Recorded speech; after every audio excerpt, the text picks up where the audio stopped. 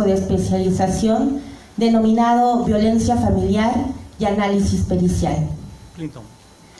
El Ilustre Colegio de Abogados de Tacna es una institución que tiene entre sus fines brindar una sólida y personalizada capacitación de alto nivel académico para lograr el aprendizaje significativo y eficiente para todos sus agremiados, estudiantes y público en general. En nuestro país, la situación de violencia familiar es un hecho que persiste, tanto en nuestra sociedad tacneña, por diversos factores, ya sean sociales y culturales. En esta oportunidad, el señor decano, magíster Jorge Luis Sosa Quispe, pide las disculpas del caso, puesto que no puede asistir. Él ya tiene programado ciertas actividades. Como muchos saben, él es docente de la Universidad Privada de Tacna, y uno de esos motivos es ese, ¿no? Entonces, él quiere dispensarse tanto también con el doctor Bermúdez y pedirles las disculpas también a ustedes. En esta oportunidad presentamos al doctor Manuel Alexis Bermúdez Tapia, abogado por la Universidad Nacional Mayor de San Marcos, doctor en Derecho Convención, en Derecho Constitucional por la Universidad Privada Antenor Orrego de Trujillo, doctor en Derecho por la Universidad Nacional Mayor de San Marcos, consultor para la elaboración de la Ley de Cuota Indígena y de Juventudes. Asimismo, ha trabajado en el Congreso de la República, ha sido expositor en diversos países, tales como Venezuela, Ecuador. Es para nosotros un orgullo tenerlo aquí, y vamos a darle el aplauso que se merece como tacneños que somos, y no darles la bienvenida. Así que, doctor.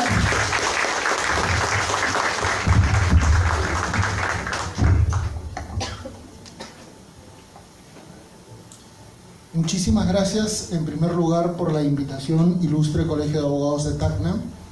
Ya en reiteradas ocasiones he tenido el honor de participar en Tacna y agradezco nuevamente esta invitación. Agradezco mucho a nuestro distinguido amigo que nos está cursando varias invitaciones para ejecutar varias actividades, entre ellas un diplomado internacional con profesores de Argentina, con profesores de Colombia, con profesores también de Bolivia. Pero ahora nos atañe una gran tarea poder analizar situaciones de violencia familiar. Y para poder entender esto y para poder explicar, vamos a mencionar algunas situaciones que necesitan ser clarificadas, porque todos tenemos una percepción sobre violencia familiar, pero lamentablemente hay errores, no solamente teóricos, sino también hay errores procedimentales. Por ejemplo, levante la mano y con el cargo de regalar un libro al que sepa 5 conceptos, ¿ya?, al que me pueda definir de estos conceptos, se necesitan 5, estos elementos. ¿Alguien sabe qué significa hibristofilia? ¿Alguien sabe qué significa síndrome de Medea? ¿Alguien sabe qué significa fertilidad sociomúltiple? ¿Alguien sabe qué significa, por ejemplo, síndrome de Munchausen? ¿Alguien sabe, por ejemplo, qué significa una psicopatología? Entonces, cuando nosotros comenzamos a analizar en escenarios académicos, universidades, maestrías, doctorados, conferencias en el extranjero, situaciones teóricas involucradas con el concepto de derecho de familia, la verdad es que surgen una multiplicidad de situaciones en las cuales se merecen detallar muchos elementos teóricos para poder comprender el verdadero contexto en el que estamos. En este auditorio nadie va a cuestionar que vivimos en una sociedad violenta, ¿correcto? Es evidente, las estadísticas lo dicen, ¿correcto? Que hay violencia contra la mujer, es evidente, pero no es la única violencia, y lamentablemente ahí está el hierro de los legisladores, de los teóricos académicos, en la gran mayoría de quienes critico mucho, y finalmente está el hierro de nosotros mismos como comunidad. ¿Correcto? Y para poder entender por qué el derecho de familia en la actualidad tiene grandes momentos de cambio, es porque se necesita comprender que estamos en la parte cúspide de todo un proceso de evolución. Y este proceso de evolución exige previamente la comprensión de muchos elementos teóricos. Hoy por hoy vivimos en un estado de derecho democrático y social. Y lamentablemente pocos entienden que el vivir en un estado de derecho democrático y social involucra varias cosas.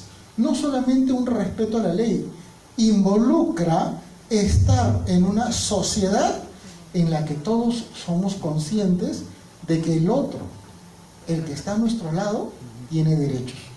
Y lamentablemente eso es lo que nos falta. ¿Correcto?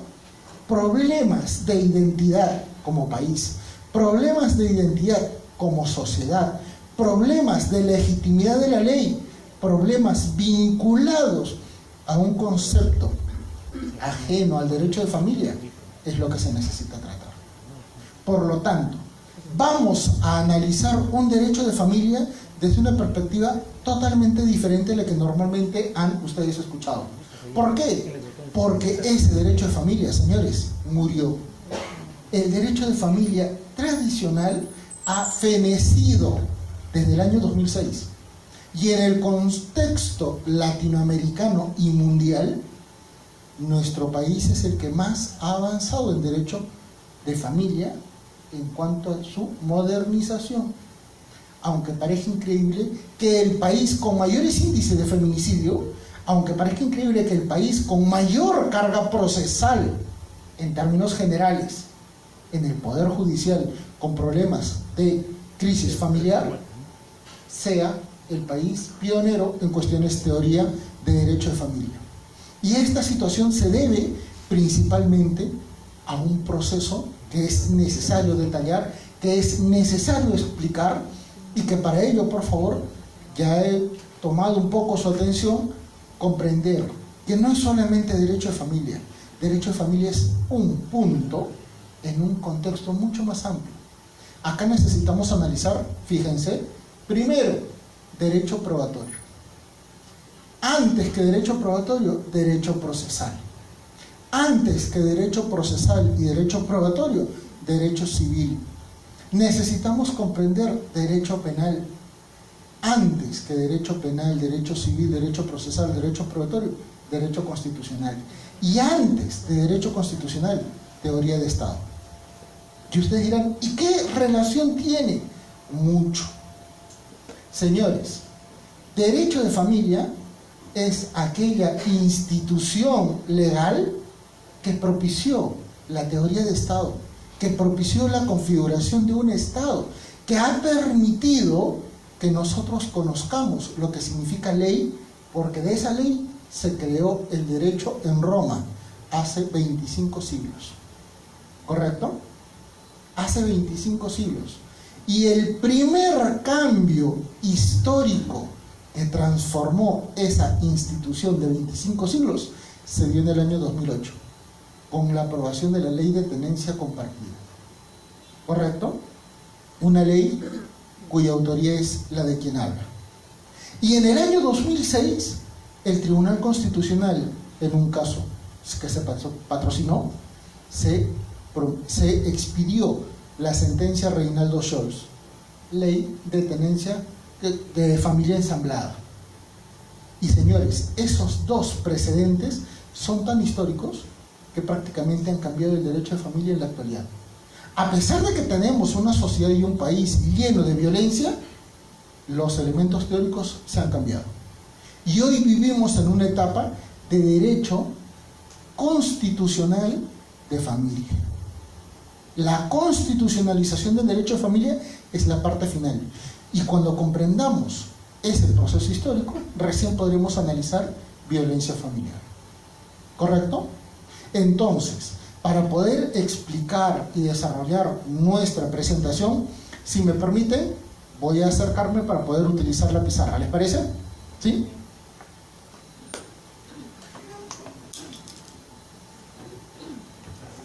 Entonces, sigan. Hasta el fondo, ¿me logran escuchar? Vengan entonces más adelante, para poder utilizar las manos. Vengan más adelante. Soy feo, no muerdo. Vengan, para que puedan escuchar y así pueda tener las manos y pueda utilizar mejor para no tener el micro. Vengan más adelante.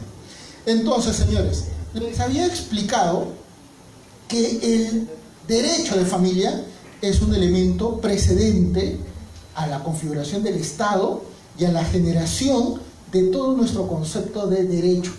Pregunta, señores. Miren, ya va la sexta pregunta.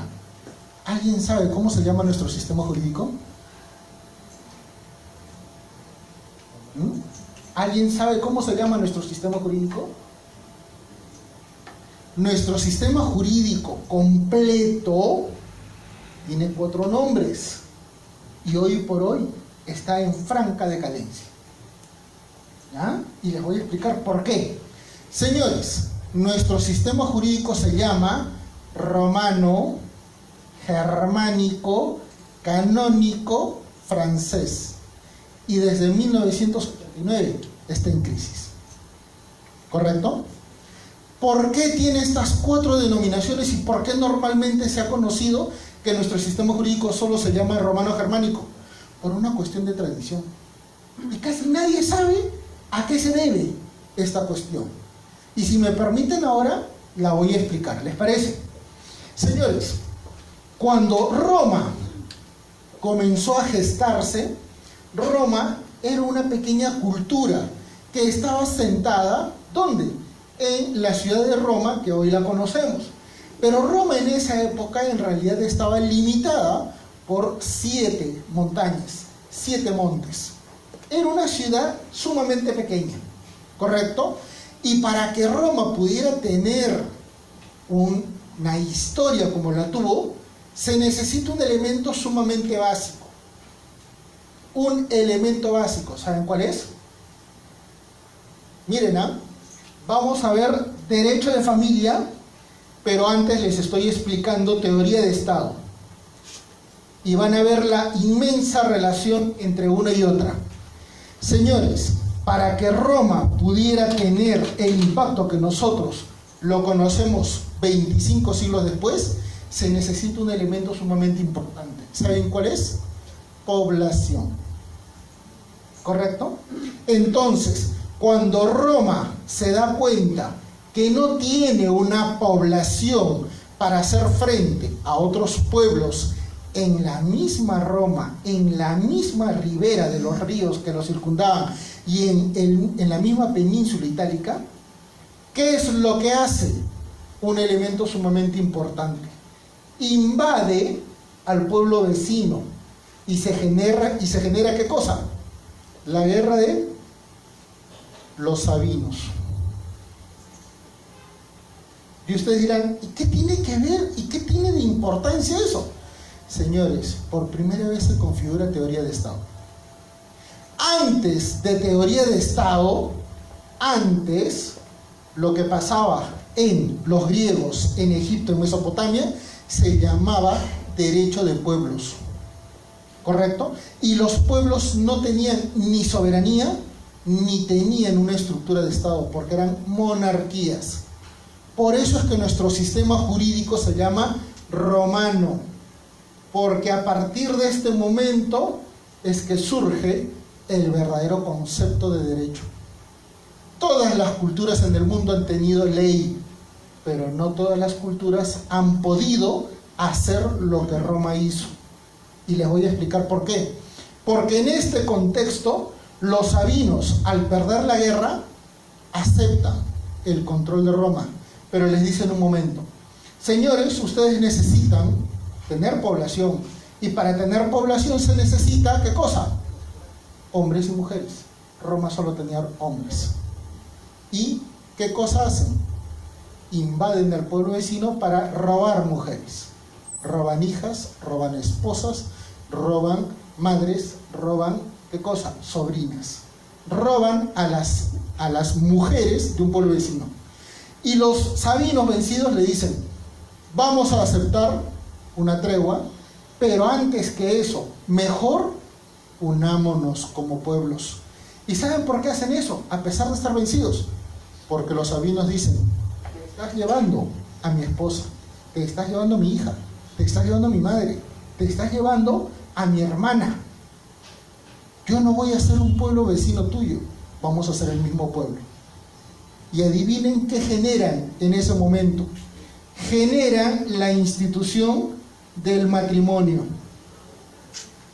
Quienes han leído el Código de Justiniano van a poder observar la evolución de las nupcias, que solo era entre patricios, al matrimonio. El matrimonio ya es una institución entre patricios, entre ellos, entre patricios y plebeyos, y entre plebeyos entre ellos. Las nupcias, en cambio, eran solo entre patricios. ¿Y por qué es importante este concepto de matrimonio? Porque en este concepto de matrimonio, el Estado es el que va a dar la legitimidad. El Estado va a reconocer una cuestión sumamente característica que sucede ahora, en el año 2009. El Estado va a reconocer 3 categorías en las cuales se interpreta la intervención del Estado en el ámbito social, familiar y, ojo, hasta público. El Estado va a reconocer 3 niveles y 3 dimensiones de intervención: el ámbito íntimo, el ámbito privado y el ámbito público. Y el Estado va a decir: señores, solo vamos a intervenir en el ámbito privado y en el ámbito público. Lo íntimo lo dejamos a ustedes. ¿Correcto? Y frente a esta condición, el matrimonio se vuelve una institución estatal. Y al hacerse estatal, se hace por un objetivo no de derecho de familia, sino de teoría de Estado. ¿Para qué? Para generar población. Señores, en teoría de Estado, la población es el elemento más importante. Porque la población, ¿qué cosa hace en un territorio? Generar dominio. Y cuando se tiene población y se tiene dominio sobre un territorio, ¿qué es lo que va a generarse? Se va a generar una administración pública, un Estado. Los 3 elementos de teoría de Estado. ¿Correcto? Entonces, Roma es sumamente importante en nuestra explicación, porque por primera vez, señores, esto se va a concientizar. Y señores, a la actualidad, vean ustedes lo que pasa en el ámbito de derecho de familia. El matrimonio, la tenencia, ¿correcto? Todo lo que es violencia familiar es público. ¿Sí o no? Todos los acuerdos privados, por ejemplo, convivencias, por ejemplo, acuerdos prejudiciales o conciliaciones, privados. Y todo el contexto ajeno a lo que significa buena fe, ¿qué cosa es? Íntimo. ¿Por qué el concepto de buena fe? Porque ya les voy a explicar que hay una diferencia muy grande entre matrimonio, convivencia, convivencia impropia y concubinato. Concubinato es totalmente diferente a convivencia. ¿Correcto? Entonces, esta diferenciación parte de Roma. ¿Y por qué es importante? Porque a partir de este momento, el Estado va a generar un elemento sumamente importante. Por primera vez en la historia, la ley va a estar sobre cualquier forma de poder. Esa es la diferencia con cualquier sistema normativo en el mundo. Si ustedes recuerdan, el Imperio de los Incas tenía Amasúa, Amaqueya, Amayuya, ¿sí o no? Sistema jurídico. Pero los romanos tenían un concepto diferente. La ley está sobre el que tiene el poder. Ni Julio César ni Octavio, que eran los emperadores más grandes de Roma, podían hacer lo que querían con la ley. ¿Correcto? Por eso es que el derecho se llama así, romano, porque por primera vez el poder es controlado. Antes de ellos, recuerden, todos los reyes eran más que la ley. ¿Estamos? Y por eso, cuando Roma cae, y cae con los germanos, se acuña el segundo elemento de nuestro sistema jurídico. Y viene la séptima pregunta. ¿Por qué germánico? ¿Por la invasión? ¿Algo aportaron los germanos? La respuesta está acá, en este mismo auditorio. Ven al auditorio. ¿Cuál es la característica más común a ver en este auditorio? Hay más damas, ¿no? Así es. ¿Saben por qué el término germánico está en nuestro sistema jurídico? Porque los germanos acuñaron el concepto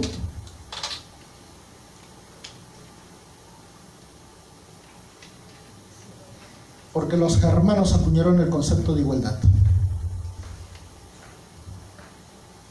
Ese concepto que ahora forma parte esencial de cualquier estado de derecho, lo acuñaron los romanos, siglo V después de Cristo. ¿Estamos? Y la pregunta es, doctor, ¿y cómo así? Señores, las tribus germánicas ya habían invadido Roma muchas veces. Ya la habían, ¿qué cosa? Dominado. Es más, ellos eran parte, en las postrimerías de Roma, los defensores de Roma. Pero llegó un momento en que optaron por destruirla. ¿Correcto? Y para destruirla se necesitaba, ¿qué cosa? Poder a poder. Los romanos continuaban teniendo el ejército más grande del mundo. Los germánicos eran muy débiles en número. ¿Qué hicieron los germánicos entonces? Acuñaron un concepto importante que proviene del derecho de guerra. Por el derecho de guerra, el pueblo vencido le exige al pueblo vencedor, le exige al vencido dos cosas: o sumisión y esclavitud, o tributos. ¿Sí o no? ¿Sí o no? Eso parte en todas las guerras. ¿Qué hicieron los germanos? Dijeron, si vamos a conquistar Roma, necesitamos tener gente, necesitamos tener un ejército poderoso. Y por eso es que miraron sus propias condiciones y características y dijeron, si los hombres germanos van y conquistan, ganan, ¿qué cosa? Oro. Pero si van los varones y sus mujeres, se duplica el ejército. Y las mujeres tendrían derecho a ¿qué cosa? Al botín de guerra. Y por eso es que duplican el ejército y logran vencer a Roma. Ahí surge el concepto de igualdad. Cuando surge el concepto de igualdad, se genera automáticamente nuestra tercera denominación. ¿Cuál es? Canónico. Ya no hay Roma, ya no hay Estado. Los germanos no lograron mantener lo que era Roma, lo que era un Estado. Surge el feudalismo, ¿sí o no? Y al surgir el feudalismo, ¿qué es lo que surge? Surge la Iglesia Católica con un poder sumamente esencial. Y la Iglesia Católica va a generar dos elementos importantísimos para nuestro derecho. Dos elementos sumamente importantísimos para nuestro derecho. Santo Tomás va a generar el derecho natural. Y va a decir, los hombres son hijos de Dios. Y al ser hijos de Dios, son iguales entre todos. ¿Correcto? Hombres, no mujeres. Se eliminó la igualdad de varones y hombres, de mujeres y hombres. Ahora son iguales solo los hombres. Y el segundo elemento que acuñó la Iglesia Católica, ¿cuál fue? El sistema inquisitivo. El proceso lo acuñaron los de la Iglesia Católica. Por eso es que quienes han trabajado con el Código de Procedimientos Penales, hasta hace no muy poco, ¿sí o no?, ¿qué manejaban? Un sistema inquisitivo. Ahora se maneja un sistema adversarial, ¿sí o no? Totalmente diferente. ¿Vieron? El modelo del derecho canónico se impregnó en nuestro sistema jurídico y le dio dos elementos que inciden en su estructura. Y señores, hasta este momento desarrollamos el cuarto concepto, que es el francés. Antes de Napoleón Bonaparte, ya se estructuraba la necesidad de que el derecho tenga una unidad, tenga una vocación en la cual se puedan estructurar diferentes elementos que pudieran resolver los problemas que internamente existían en la legislación. Por eso es que Napoleón Bonaparte crea el Código Civil, ¿correcto?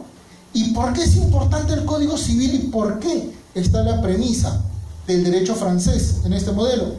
Porque, señores, por primera vez, desde la época de Justiniano, siglo VI después de Cristo, una ley va a determinar dos categorías: principios, normas. ¿Correcto? Esos principios, esas normas, para 1804 van a ser las que van a fundamentar, en primer lugar, el fallo Madison and Marbury en Estados Unidos, y van a propiciar para que en 1919 Merkel, el discípulo de Hans Kelsen, estructure la pirámide normativa. Kelsen no ideó ninguna estructura piramidal, fue Merkel, su discípulo, ¿correcto? Y es más, el mismo Kelsen logró señalar que efectivamente su discípulo es el creador de esa estructura que nosotros la conocemos como la pirámide normativa, ¿correcto? Ese contexto del derecho, fíjense, romano. ¿Por qué? Porque la ley está sobre el poder. Germano, por el concepto de igualdad. Canónico, por el concepto de dignidad, porque ahí aparece hijos de Dios. Y por el contexto procesal. Francés, porque hay una estructura que va a generar, ¿qué cosa? Los parámetros para su regulación moderna. ¿Y cuándo fenece este modelo? 1989, con la caída del muro de Berlín. Por eso es que hoy vivimos una posmodernidad, que es en la que vemos un derecho de familia tan complicado, ¿correcto? ¿Y por qué estamos ante un modelo de posmodernidad? En primer lugar, porque la ley no es respetada como debe ser, porque la ley no logra satisfacer las necesidades de la sociedad.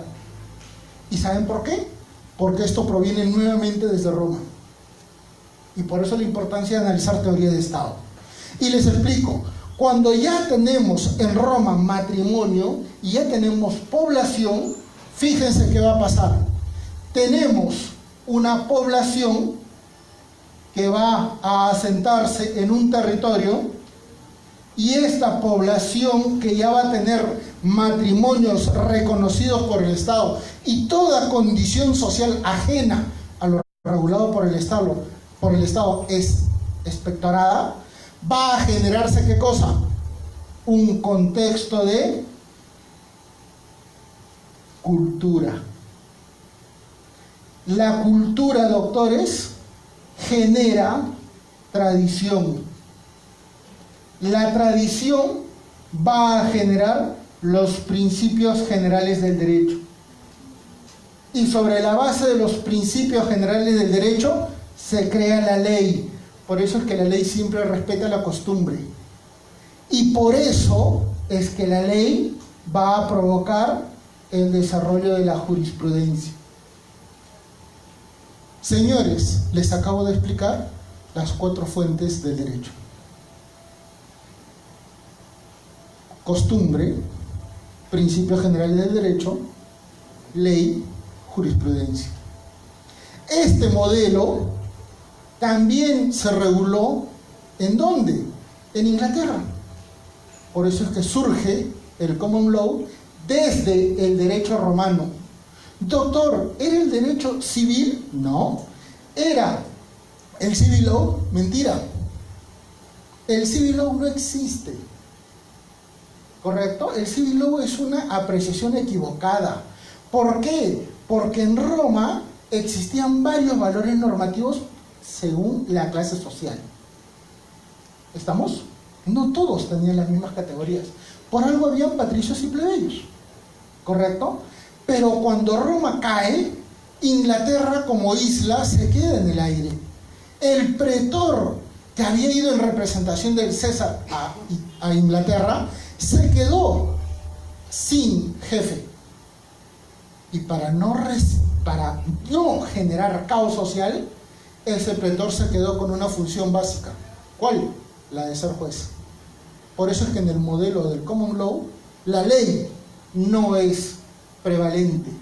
¿Qué es lo importante del modelo del common law? La costumbre, la casuística, la jurisprudencia. ¿Correcto? Ahí ven la diferencia. Y eso es teoría de Estado. ¿Habían escuchado esto alguna vez? Con sinceridad.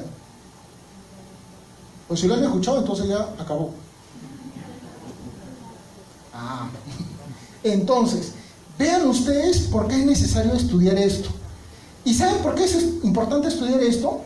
Porque, señores, al origen del matrimonio, al origen del Estado, al origen de nuestro sistema jurídico, vamos a observar una serie de cambios. Y cambios que vienen desde 1989. Y por eso es que lo vamos a poner en el medio. ¿Les parece? Y señores, 1989 es importante porque es el punto de quiebre entre la modernidad y la posmodernidad. ¿Qué es lo que va a pasar antes de 1989? Por ejemplo, se da el Tratado de Roma. ¿Qué cosa es el Tratado de Roma? El acuerdo internacional que crea la jurisdicción penal internacional, Corte Penal Internacional. Y antes de Roma, ¿qué se creó? Corte Interamericana de Derechos Humanos. Convención Americana. ¿Correcto? Y antes de eso, ¿qué pasó? Señores, pasó la Primera y la Segunda Guerra Mundial. ¿Y por qué son importantes esos elementos para el derecho de familia? Porque fíjense, en la Segunda Guerra Mundial cambia un hito histórico en el ámbito de la ley. Y señores, vean esta evolución, vean esta evolución. Los derechos reconocidos a nivel mundial solo han sido, ¿qué cosa? 2, y se pueden extender a un tercero. Fíjense, en este momento se aceptó que la dignidad debía ser el elemento básico, ¿sí o no? Dignidad. Antes no existía la dignidad.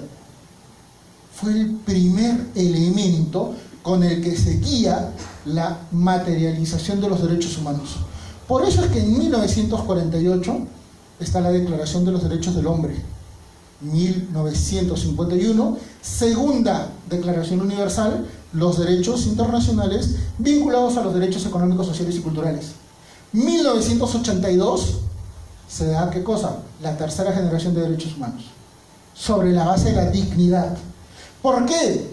Porque toda la historia siempre ha habido derecho de guerras, derecho entre pueblos, y el pueblo vencedor podía eliminar, anular al pueblo vencido. Los nazis quisieron hacer eso, pero ya estábamos en un contexto totalmente diferente. Ya había un contexto superior al Tratado de Versalles, que fue antes de la Primera Guerra Mundial.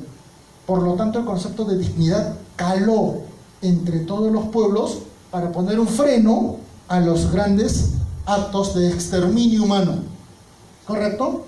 Por los actos de genocidio, no solamente contra judíos, contra varios pueblos, ¿correcto? Ahí se entendió un quiebre, pero antes de la dignidad, adivinen cuál fue el elemento, el derecho precedente. 1215. En 1215, señores, se promulgó la tercera constitución más antigua del mundo y la constitución más antigua que aún subsiste, la Constitución de Inglaterra, la Carta Magna. La primera de 4 leyes constitucionales que materializan una constitución no escrita. Por eso se llama que Inglaterra no tiene constitución, porque son 4 leyes las que crean su constitución. La Carta Magna, 1215, la Ley de Habeas Corpus, la Ley de Derechos y la de recientemente del año 2002 en la que crean Corte Suprema. ¿Correcto? Entonces, ¿por qué es importante 1215? Porque acá surge la Carta Magna y adivinen qué va a surgir. Surge el derecho a la propiedad como un elemento básico del derecho a la libertad. La diferenciación por temas de propiedad dividían a la clase alta, a la clase noble, los reyes y nobles, ¿de quiénes? Del pueblo. Y si al pueblo le daban una categoría de poder con su propiedad, cambiaban el mundo. Y eso es importante, ¿correcto? Entonces, el derecho a la propiedad va a propiciar un elemento precedente a la dignidad. ¿Saben cuál se llama? El derecho a la felicidad. El derecho a la felicidad es el elemento que está en el preámbulo de la Constitución americana, Constitución de Virginia, y es el elemento que por traducción lo llamamos dignidad. ¿Estamos? Por traducción.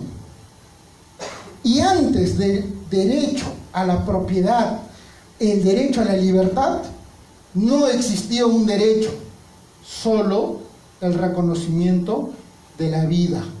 Por eso es que le dije que hay dos derechos extendibles a un tercero. El derecho a la vida era el derecho que tenían todos los que vivían en un contexto católico, Europa, América Latina, ¿correcto? Por eso es que cuando ya se estaban exterminando los indígenas en América Latina, ¿qué dijo un santo? Traigan negros. El santo de los indígenas es el martirio de la población que llegó del África a América, justamente por ese concepto. ¿No? Estos elementos van a configurar un elemento procesal y procedimental. ¿Por qué? Porque como se juzgaban los crímenes de guerra, estamos hablando ya a fines de la Segunda Guerra Mundial, viene un gran problema, que el mismo Kelsen, que habían propugnado para 1919 un tribunal constitucional, tuvo que superar. Y le dijeron, un momentito señor, nosotros somos nazis, nosotros somos japoneses, y nos están juzgando y no hay una ley previa al delito. Y por eso que surge, ¿saben qué cosa? Los tribunales de Nuremberg y de Tokio. Y ahí es donde se retoma el derecho natural, aquel derecho superior al establecido normativamente o en el derecho nacional o en el derecho internacional. Por eso es que desde ahí surge la evolución de los derechos humanos. Por eso es que la relación, ¿qué cosa es? Derechos naturales sobre derechos humanos, sobre derechos fundamentales, sobre la dignidad. Y gracias a la Corte Interamericana de Derechos Humanos, que se da cuenta que hay un vacío entre derechos fundamentales y dignidad, es que surgen para 1989 en adelante los derechos personalísimos, que son 4: no tortura, nacionalidad, libertad de pensamiento y ¿qué más? Derecho al nombre. ¿Cuáles son las sentencias importantes? 2, y las 2 peruanas. Para la nacionalidad y para el nombre, caso Baruch contra Perú, y respecto de la no tortura y respecto de la libertad de pensamiento, que es diferente a la libertad de conciencia, caso Castillo Petruzzi contra Perú. ¿Correcto? ¿Y qué tiene que ver esto con derecho de familia? Todo. ¿Y saben por qué? Porque, señores, en este contexto ya nos estamos dando cuenta que ya regresamos al derecho natural, que ya regresamos a un contexto de cambios mundiales. ¿Qué pasó en esta época? Guerra Fría, ¿sí o no? ¿Y qué pasó en esta época con respecto al Perú? La corrupción aprista hizo que 4 millones de peruanos migren, ¿sí o no? ¿Éramos los únicos que migraron? No. Todo el mundo comenzó a migrar. Y por eso es que acá surge un quiebre para generar un nuevo modelo.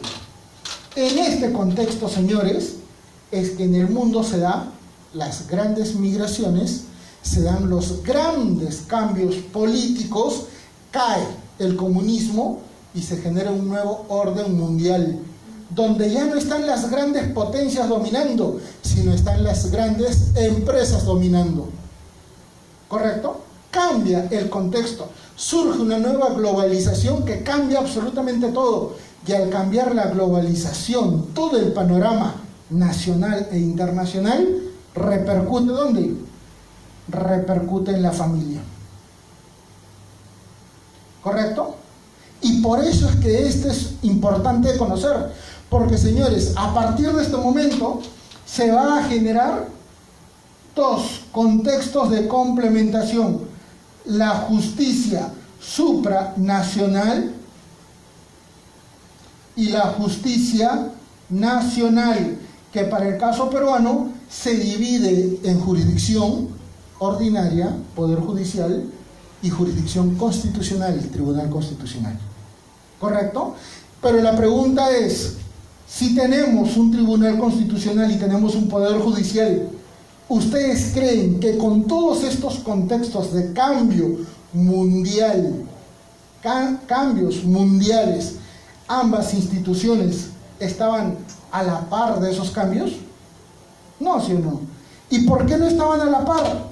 Porque, señores, la justicia nacional tenía una ley, Constitución del 79, Código Civil del 84, Código Procesal Civil de la época, Código Penal, ¿sí o no?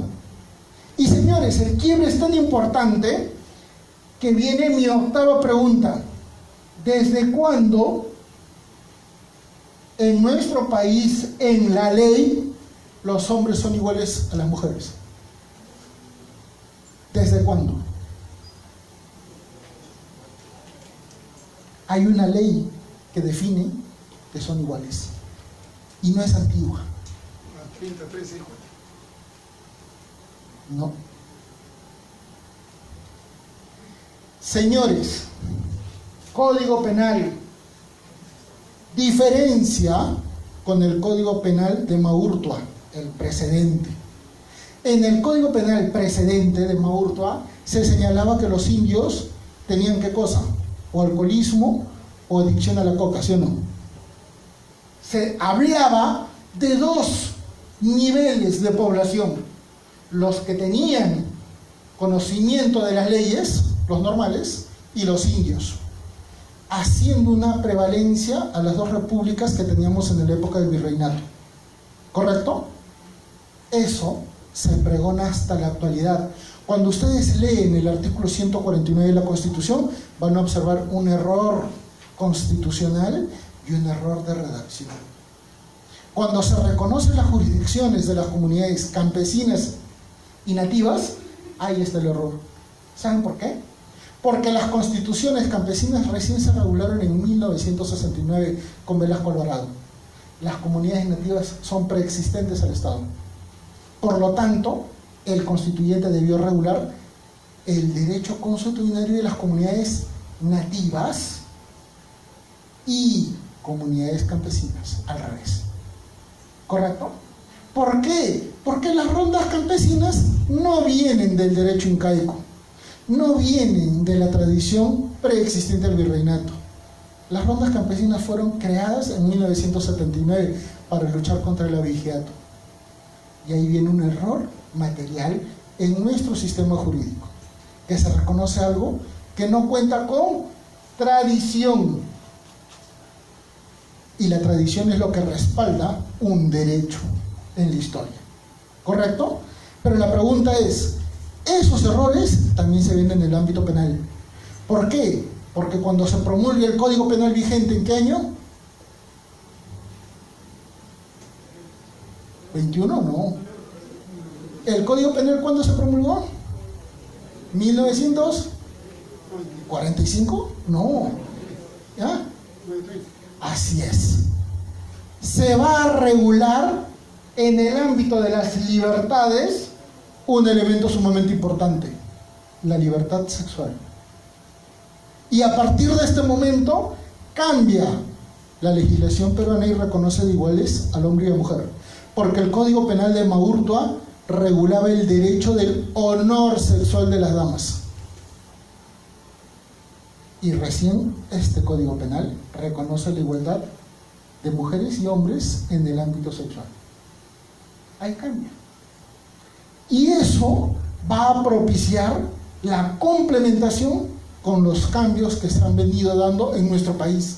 Y si se dan cuenta, el contexto internacional ahora se va a relacionar con el contexto nacional, y ahí recién vamos a pasar a hablar sobre violencia familiar. ¿Correcto? Entonces, señores, para recapitular esta primera parte, ¿se entiende?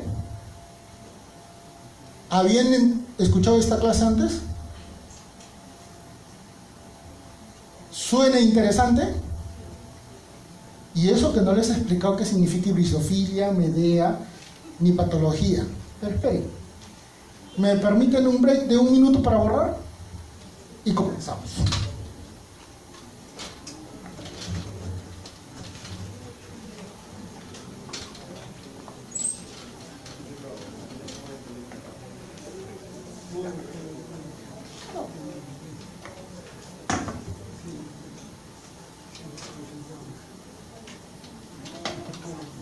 Entonces, señores, continuamos. Ya les había explicado el contexto mundial. Vamos ahora a explicarles los cambios que han significado nuestra realidad nacional. Porque a la par, para 1990, 1989, para el fin de la década de los años 80 e inicio de los 90, es que cambia absolutamente todo nuestro país. ¿Correcto? Pero antes de eso, hay una situación de evolución que necesitan entender. Porque, señores, para todos nosotros, el Perú es muy distinto del que era hace 20 años, ¿sí o no? Y el Perú era muy distinto del que existía hace 40 años, ¿o no? Y el Perú es muy distinto del que existía hace, ¿qué cosa? 60 años, ¿o no? Entonces, se necesita explicar por qué el derecho penal tiene como hitos 1989 y por qué tiene de hito el año 2006 y el año 2008. Y vamos a explicarles las razones. ¿Por qué nuestro derecho de familia es tan frágil frente a los cambios que han existido? Porque, señores, recuerden que la ley es una representación de la realidad social. ¿Correcto? ¿Recuerdan cuando les había explicado el sistema de fuentes? La ley responde a una tradición, a una cultura, a unos principios generales del derecho.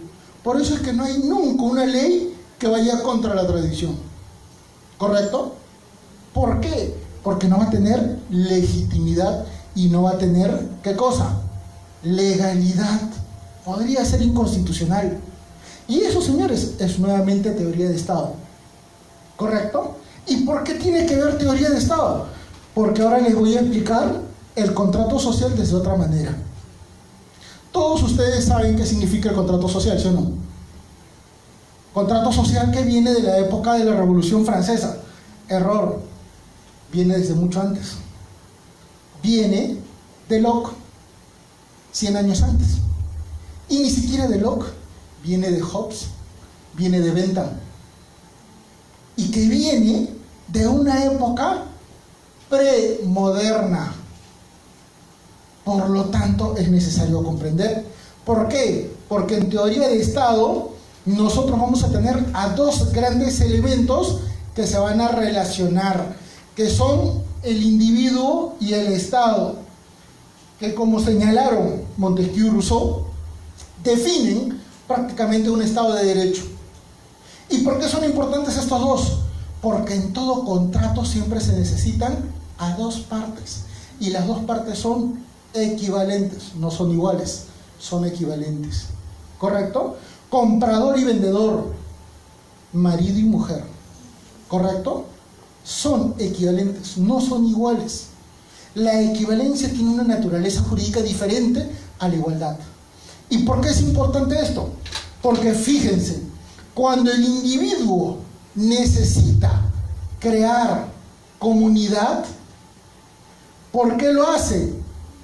por una cuestión absolutamente básica. ¿Saben por qué? Porque se llama supervivencia. Porque solo no puede garantizar eso. ¿Y por qué? Porque eso le va a permitir generar un concepto básico para ambos. Se llama bien común. ¿Correcto? El concepto de bien común hace que todas las personas en una comunidad sientan pertenencia, igualdad. ¿Correcto? Y es un elemento tan importante que va a provocar, fíjense, cultura. ¿Y la cultura qué genera? Tradición. Cuando la sociedad crea Estado, va a regular un elemento complementario. ¿Cuál es? La necesidad de una organización, lo que estaba sustentado en el famoso Leviatán. 200 años, 300 años antes de la Revolución Francesa. ¿Correcto? Y por eso es importante entender que en este proceso, señores, vean, el individuo cede una cuota de su poder a favor del Estado. Y cuando el Estado acumula todas las fuerzas de todos los individuos que le han trasladado ese poder, genera dos cosas. Genera legitimidad en su fuerza y genera legalidad. ¿Qué significa generar legitimidad? Significa que el normativo prevalece frente a ¿qué cosa? A diferentes elementos contrarios a la ley. ¿Correcto? Pero recuerden que estamos en un contexto internacional. Y a partir de 1989, con mayor vigencia, al caer el mundo tradicional, ¿qué es lo que va a pasar? La ley nacional no tiene el mismo peso. Y si no me creen, recuerden el caso de la jueza Sakikurai. ¿Recuerdan? El primer caso de convencionalidad en nuestro país. La jueza Sakikurai, ¿qué dijo? Las leyes de amnistía y perdón y reconciliación no son válidas porque contravienen la Convención Americana. Y ahí cambia el concepto de legitimidad de la ley nacional para tener, ¿qué cosa? Una vinculación ley nacional con la Convención Americana. Justicia supranacional. ¿Y qué significa el concepto de legalidad? Significa que ese Estado va a poder relacionarse con el individuo para brindar servicios públicos. ¿Y cuál es el servicio público más importante? Señores, según la Constitución, artículos 139, 138, se llama justicia. Porque si ustedes leen literalmente la Constitución, los jueces son los únicos que tienen el poder derivado del pueblo para poder impartir justicia. Todos los demás servicios públicos dependen del Estado, pero el Estado no necesita coordinar con la población su jurisdicción. ¿Correcto? Y fíjense que ese es el contrato social. Y ese contrato social es preexistente a la Revolución Francesa. ¿Y por qué es importante hablar de la Revolución Francesa? Crisis, o la familia está en crisis. Ahí se dan cuenta que la familia está en crisis. ¿Y a qué se debe que nuestro grandioso Perú esté en cambios? A una serie de factores, como les estoy mencionando. Y estos factores vienen desde nuestra propia esencia. Y señores, necesitamos explicar algunos antecedentes sumamente importantes. Antes habíamos hablado de la Primera y Segunda Guerra Mundial. ¿Por qué son importantes para el Perú? ¿Y por qué es importante tratarlos en un curso de Derecho de Familia? Porque, señores, con la Segunda Guerra Mundial, el Perú recién se vuelve un país exportador de materia prima. Y a partir de este momento, el Perú cambia porque cambian las ciudades. A partir de este momento, gracias a esa guerra, es que Chiclayo, es que Chimbote, es que Trujillo, Lima cambia de perfil Quienes conocen Trujillo, quienes conocen Chimbote, quienes conocen Lambayeque, quienes conocen Lima, se van a dar cuenta que hay una zona céntrica y hay alrededor, ¿sí o no? Y lo que es alrededor, ¿qué cosa es? Barrio joven, pueblo joven, invasión, cono, ¿o no? Pregunta, en este contexto, estas ciudades ¿qué recibieron? Migrantes. ¿De dónde? Del ámbito rural al ámbito urbano. ¿Por qué? Porque había necesidad de mano de obra, porque había plata, porque había producción. Quienes conocen Lima y conocen el Ministerio de Trabajo, Ministerio de Economía, el que ahorita es Ministerio Público, y el Poder Judicial en la avenida Bancay, se van a dar cuenta que vienen de esa época. Porque había plata. ¿Correcto? Pero exportaba. Y esto es importante porque estos migrantes, ¿ustedes creen que llegaron a una ciudad amigable? Llegaron a una ciudad que no tenía servicios públicos ni tenía dónde alojarlos. Por eso es que se crearon los barrios populares, los conos.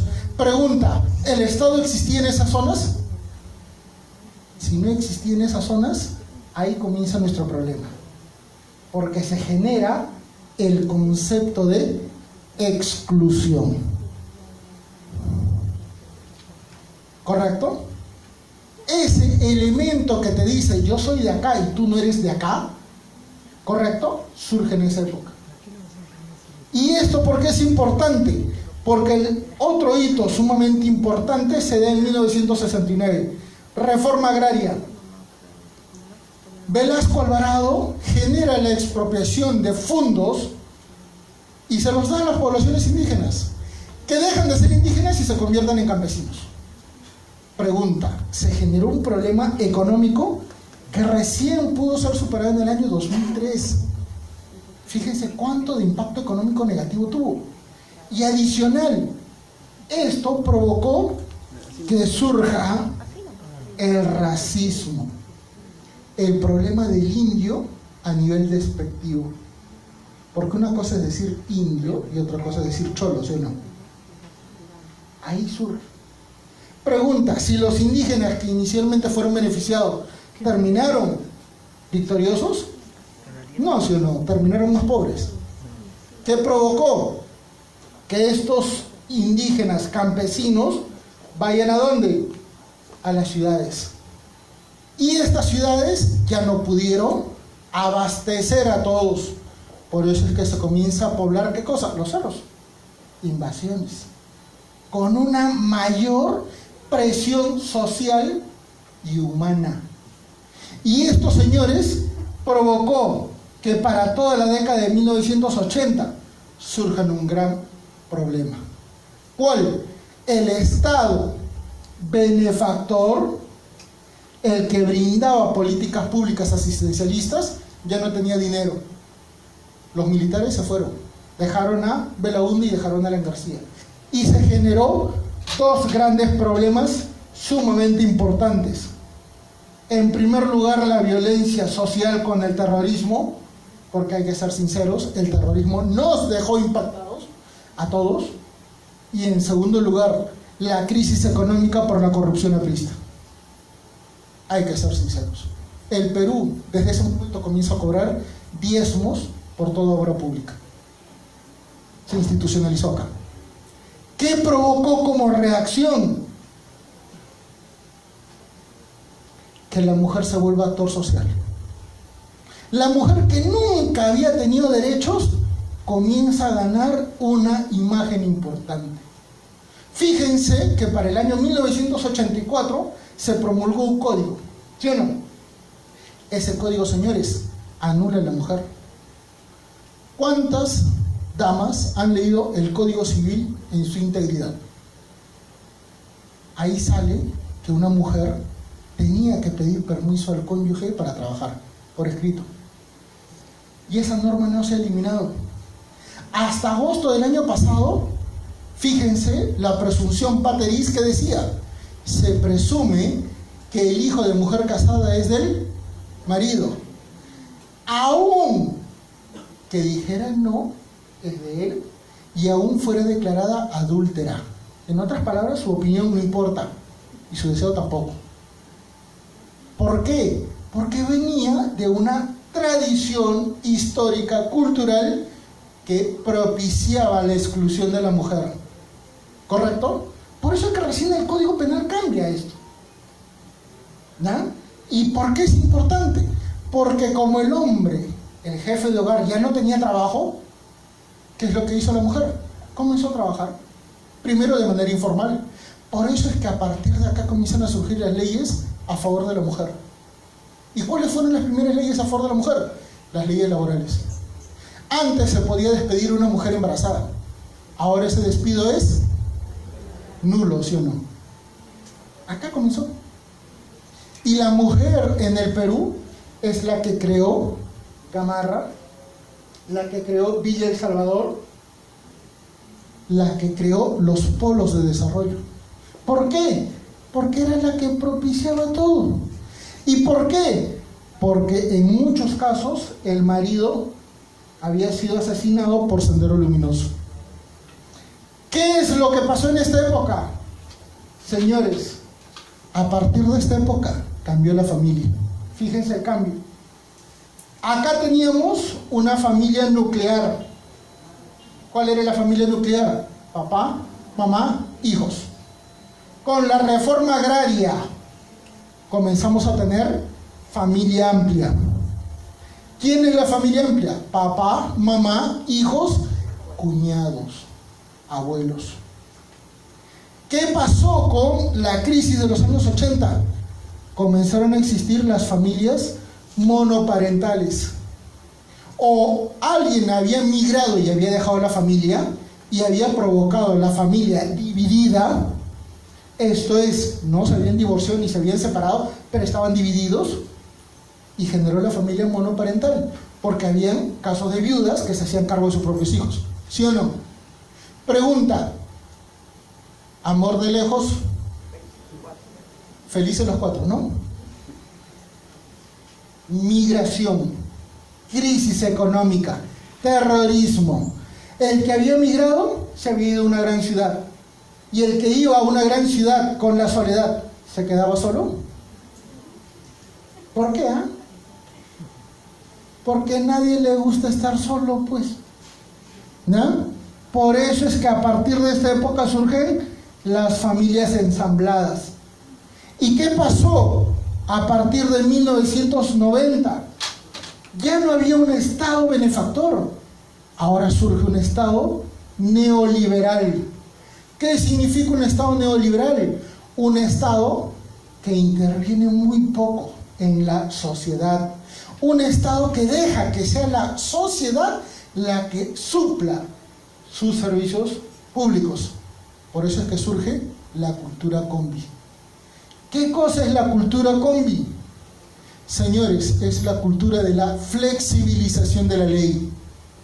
El propio Estado dice: el servicio público de transporte masivo es en buses y también en combis. Y las combis la van a dar choferes sin brevete. Está permitido. El propio Estado flexibiliza la ley y a partir de ese momento se genera el quiebre de nuestra sociedad. Por eso es que somos informales. ¿Estamos? Porque si el propio Estado no defiende la legalidad de su propia norma, ¿quién lo va a hacer? Por eso es que somos informales, ¿correcto? Y fíjense que vamos desde el 90, ¿correcto?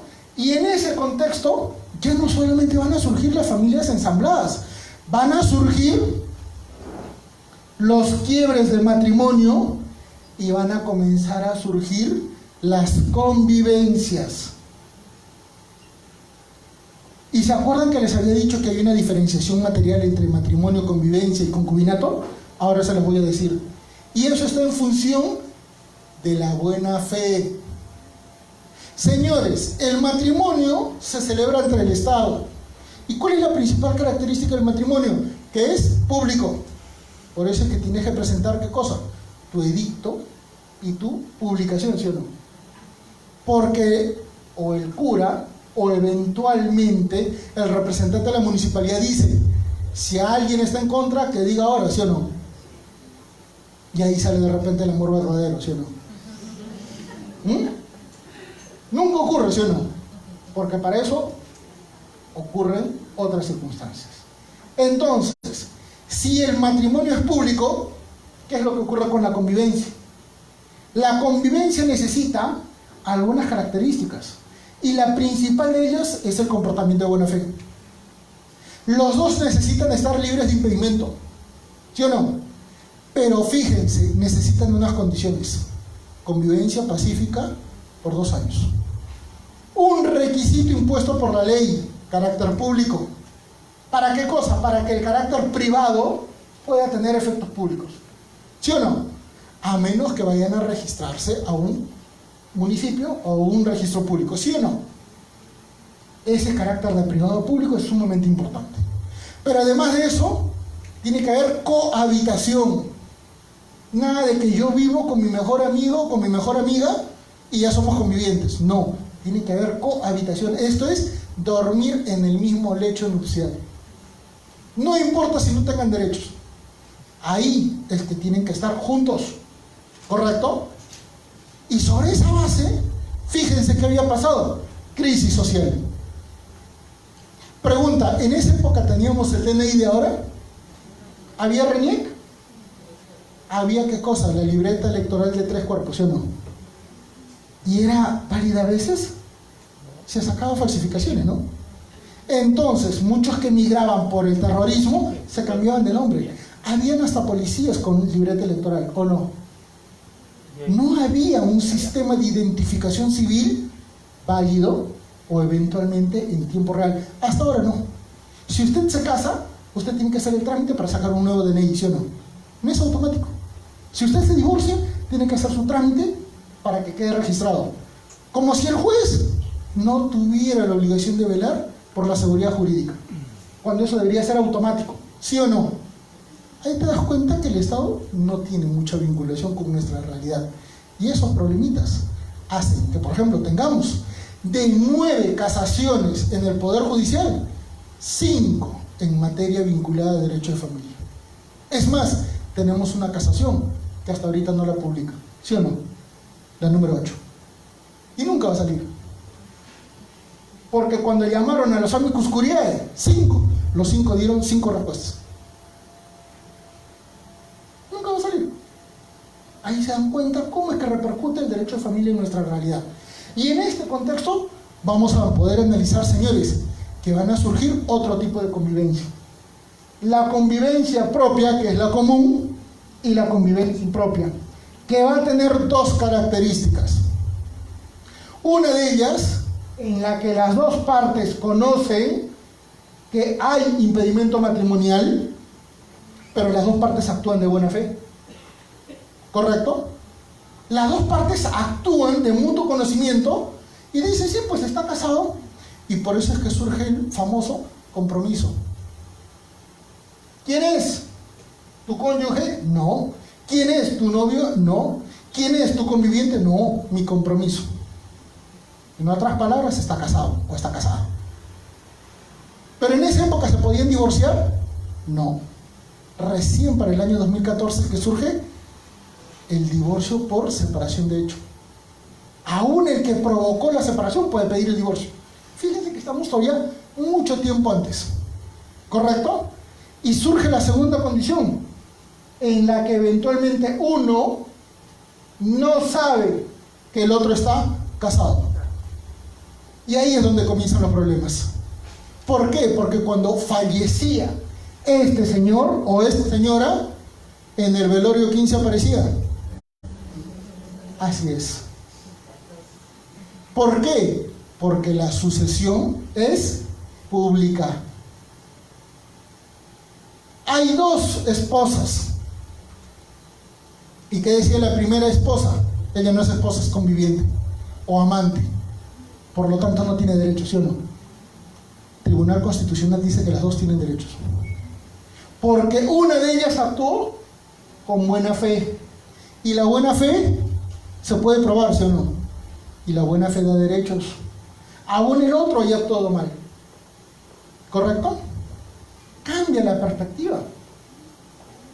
cambia, y esto se genera con los matrimonios o familias duales. Hay multiplicidad de parejas y se generan los grandes problemas.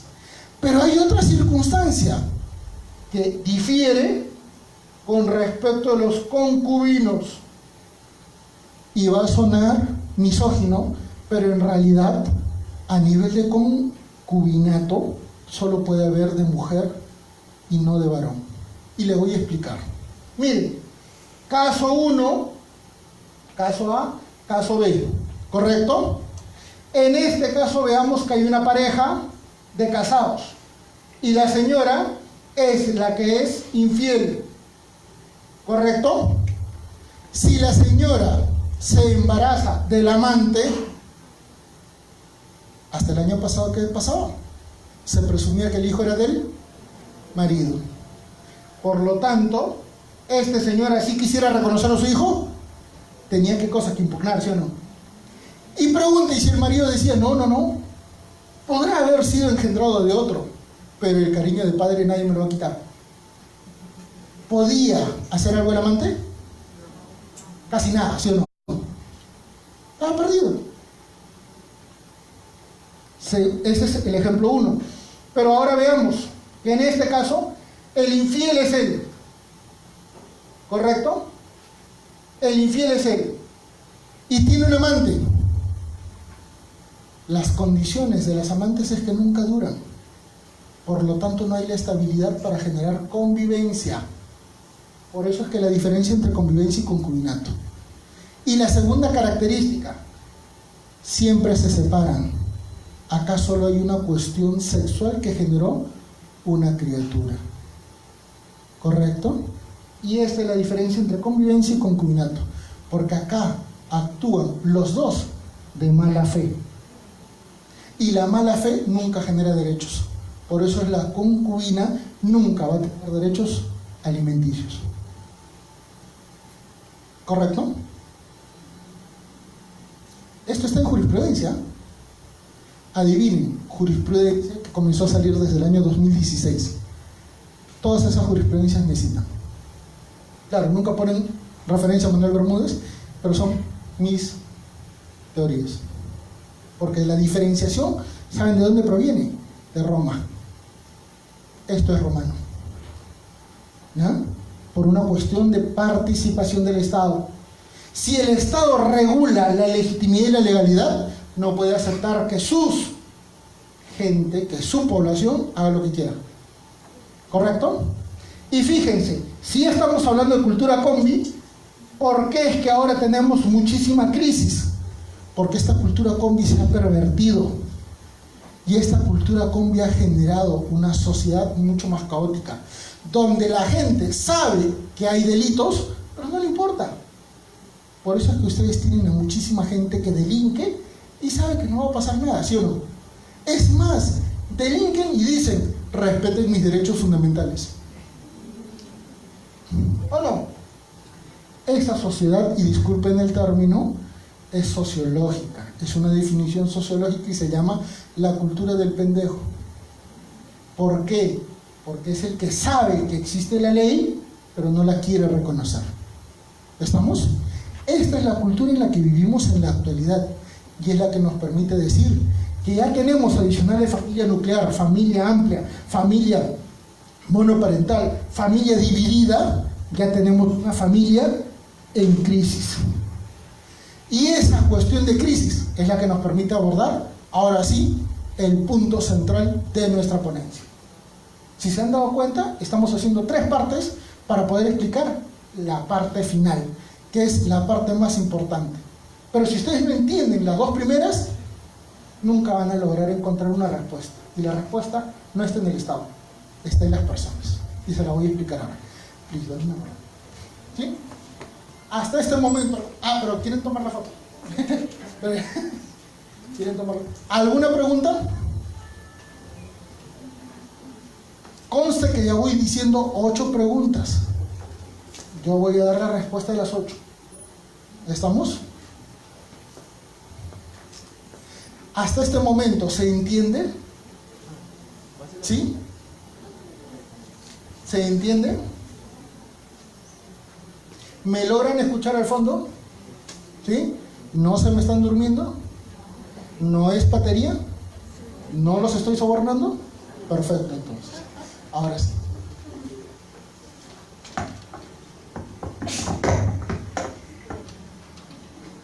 Al final de la clase viene un concurso, ¿no?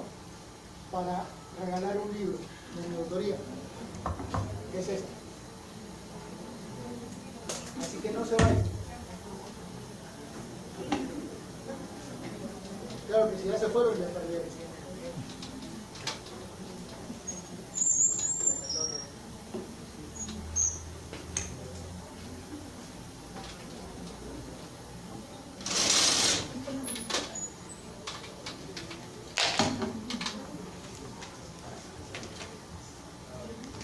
Muy bien.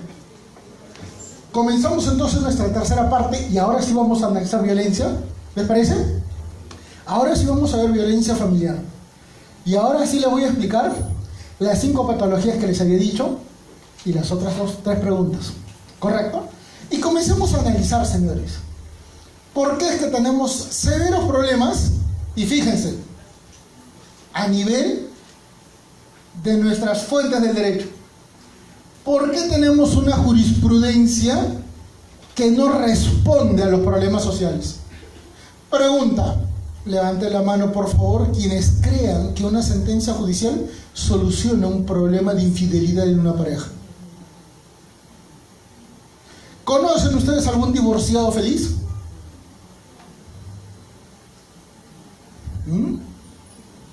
Ahí viene la gran problemática. Se ha trabajado un derecho civil en el ámbito de familia donde la subjetividad prevalece. Levante la mano, ¿cuántos perdonarían cachitos? Levante la mano. Nadie, ¿sí o no? Que levante la mano el que no sufrió por amor. Ahí es otra cosa. Ahí se van a dar cuenta entonces, señores, que una cosa es el derecho civil puro, que analiza nuestro Código Civil y nuestro Código Procesal Civil, porque se manejan intereses y derechos, y ahora tenemos un derecho de familia, en el cual la subjetividad es mayor, donde ahí prevalecen los derechos, los intereses y las posiciones, totalmente diferente. Por eso es que los jueces no pueden resolver los problemas, porque cuando ven los expedientes, en primer lugar, no conocen a las personas. La mediación no existe. Y se tienen que fiar en lo que tienen a mano. Y ahí aplica otra lógica. Lo que no está en el expediente no existe. Pero una pregunta, ¿las partes dicen la verdad cuando se pelean en el Poder Judicial? No. Ahí te das cuenta que hay 2 realidades y lamentablemente por eso los jueces no pueden resolver bien. No es culpa de ellos. El sistema está mal. ¿Correcto? Y no hablo de los jueces, hablo de todos. ¿Por qué? Porque esta ley se ha quedado en el 84. Ha sido cambiada en estructura en agosto de 2018, ¿sí o no? Esas normas las hice yo en el año 2004. ¿Ya? Para que vean. Tenemos un sistema procesal que viene desde los 90. Penal y procesal civil. Y tenemos adicional un problema que en el año 2000 recién tenemos Código Niño y Adolescente, ¿sí o no? Recién en el 2000 el niño es sujeto de derecho. ¿Antes qué cosa era? Objeto de tutela. Cambió. Y a partir del 2000 tenemos ¿qué cosa? Legislación de violencia familiar. Antes, cuando la mujer era golpeada, iba a quejarse con su madre y su madre misma le decía: hijita, es que seguramente algo habrás hecho. ¿O no? Cambió. Es otra sociedad. Mujer comenzó a trabajar, mujer comenzó a producir, mujer comenzó a ser independiente porque ya no tenía a veces al marido, porque o se había fugado o sencillamente estaba muerto. Comenzó a ser autosuficiente. Mujer autosuficiente. ¿Aguanta tonto? El tonto que hace, pega. No es que me entienda, pega. Usted tiene problemas, ¿no? No. No, mentira. Pero la cuestión es, ven que el contexto ya cambió. Y por eso es que comienzan a incrementarse los problemas de violencia familiar. Porque el varón machista no aceptó. Para las personas un poquito mayorcitas, miren, doctorita, si me permiten, para las épocas de los años 80, 90, si una familia esperaba a la pareja del hijo de la casa y el hijo de la casa decía, mamá, papá, les presento a mi futura esposa, a mi novia, y mi novia tiene sus 2 bendiciones de sus 2 primeros matrimonios, ¿esa chica era aceptada? ¿Ahora? Pues ahora qué importa, ¿no? Pero en esa época el nivel era radical, ¿o no? Recuerden que para 1984 todavía existía el hijo ilegítimo.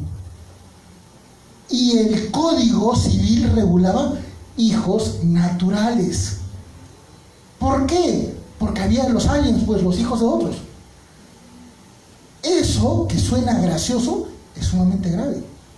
¿Por qué? Porque el hijo natural es del matrimonio. Los hijos de convivientes no tienen derechos. Es más, en esas épocas, si fallecía un papá o una mamá y había un hijo extramatrimonial, sucedía a la mitad, ¿o no? Sucedía a la mitad. ¿Eso es legal ahora? No, ¿sí o no? Cambiaron las cosas, ¿correcto? Y la ley se quedó en el pasado. La ley ya no responde a las necesidades de ahora, ¿correcto? La ley cambió. Y esto nos dice que también las tradiciones que provocan los principios generales del derecho cambiaron. Antes se tenía o que convocar a un divorcio por mutuo acuerdo o un divorcio por causal para divorciarse, ¿sí o no? Y es más, hasta hoy, si tú te casas y quieres divorciarte porque entendiste que te casaste mal, ¿cuántos años tienes que esperar? 2 años. Claro, puedes hacer tu proceso de separación de cuerpos y ni bien llegan los 2 añitos, inmediatamente hacer ¿qué cosa? El cambio para pedir tu divorcio, ¿sí o no? Pero igual tienes que esperar. ¿Por qué? Porque el Código Civil dice que por ahí ¿qué cosa? Por ahí se perdonen y se reconcilien. ¿Sí o no? Porque el amor todo lo puede. ¿Sí o no? El amor todo lo puede. ¿Sí o no? Aún con bendiciones en otro lado. ¿Ya? Pero fíjense, esto cambia también en nuestra cultura. Los 4 principios que generan las fuentes del derecho están cambiados en la actualidad. ¿Y esto por qué? Porque va a pasar 2 contextos sumamente importantes en el tiempo. Fíjense, para generar familia se necesitan, ¿qué cosa? De 2. Ahora, porque quieren promover el matrimonio igualitario, igual de 2, ¿sí o no? Pero tenemos una pareja y esta pareja va a generar una primera relación y una primera condición. Fíjense, el primer contexto de relación es la pareja. Y sin ella no existe absolutamente nada. ¿Correcto? ¿Por qué? Porque en el segundo nivel vamos a tener ¿a quiénes? A los hijos.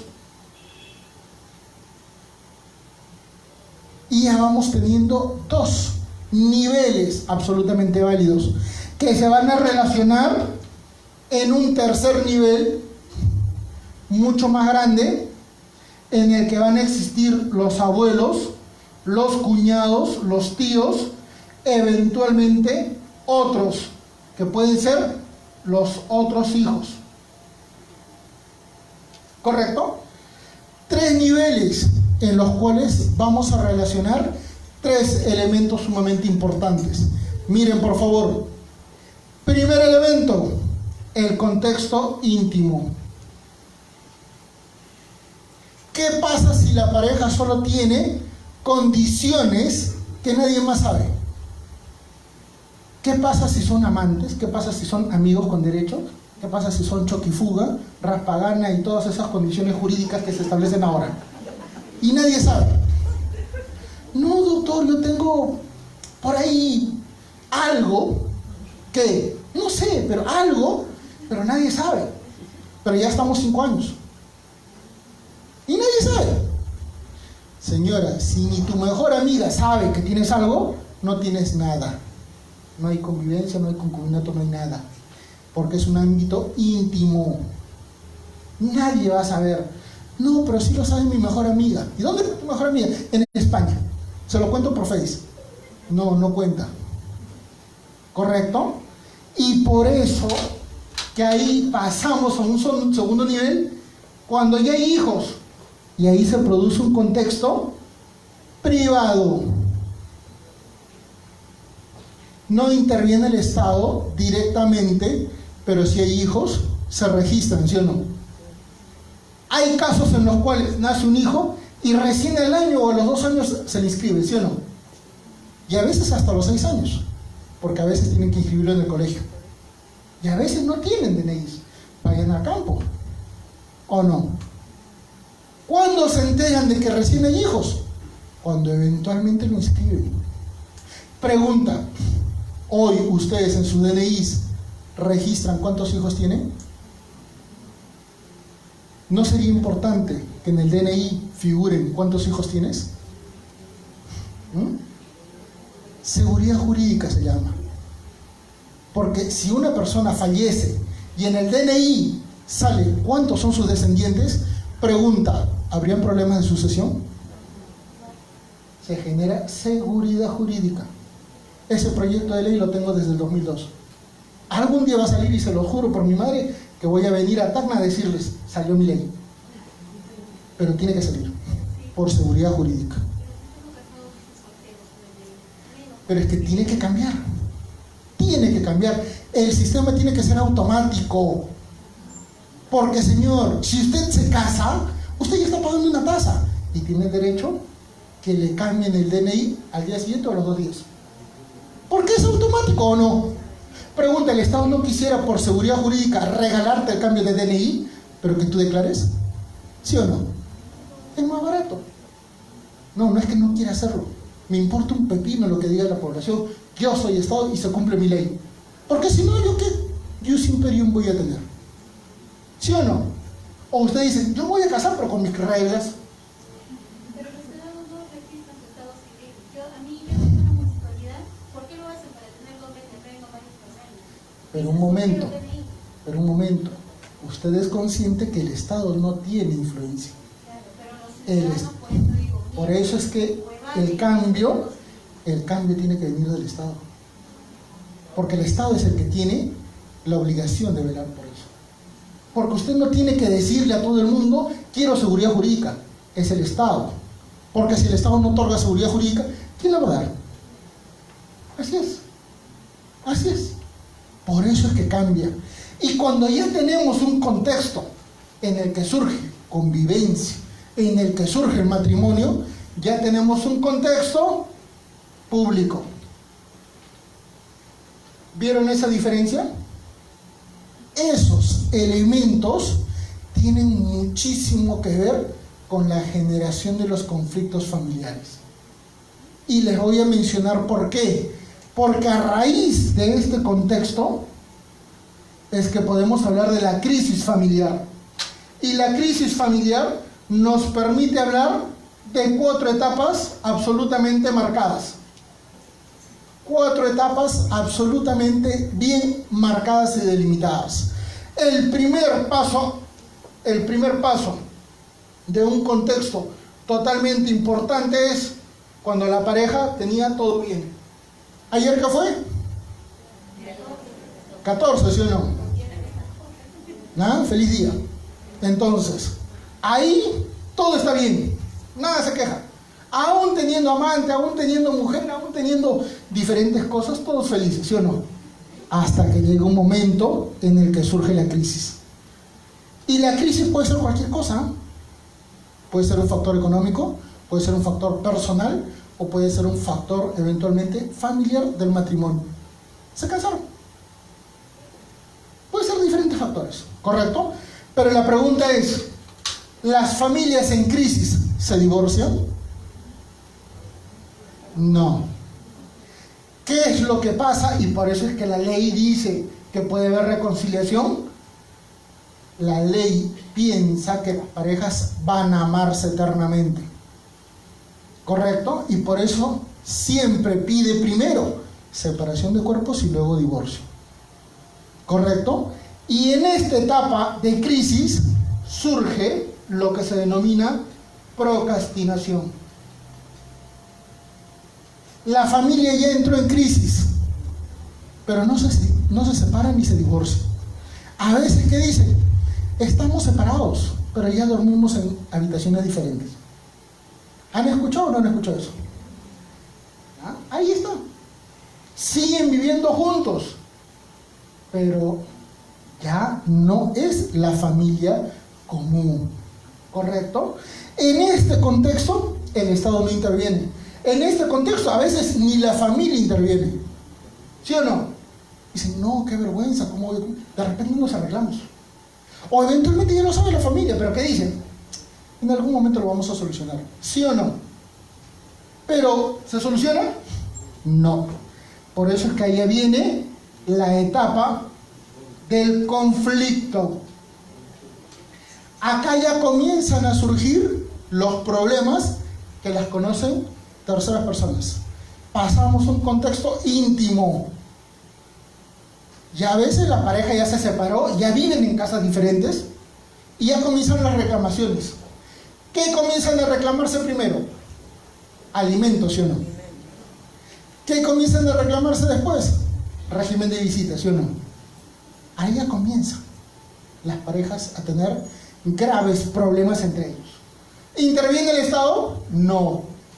Y si no me creen, entre esta etapa y la etapa del conflicto familiar judicializado es profundo. ¿Por qué? Porque recién en la etapa del conflicto familiar judicializado ya interviene el Estado. Acá ya existen las denuncias por maltrato. Acá ya existen las demandas por derechos. Y si no me cree, vea en un expediente judicial que ve un poco de violencia familiar que dicen: nosotros nos casamos en el año 2004, pero desde el año 2004 comenzamos a tener problemas. Y recién en el año 2019, 15 de febrero, presentamos una demanda de divorcio. ¿Qué pasó antes? Violencia. ¿Y por qué nunca lo declaró? No, porque a veces nos solucionamos, a veces regresamos, a veces peleamos. ¿Sí o no? ¿Sí o no? Ahí te das cuenta que el Estado no intervenía. Y ahí está el error. Porque esto dependía de quiénes, de las personas.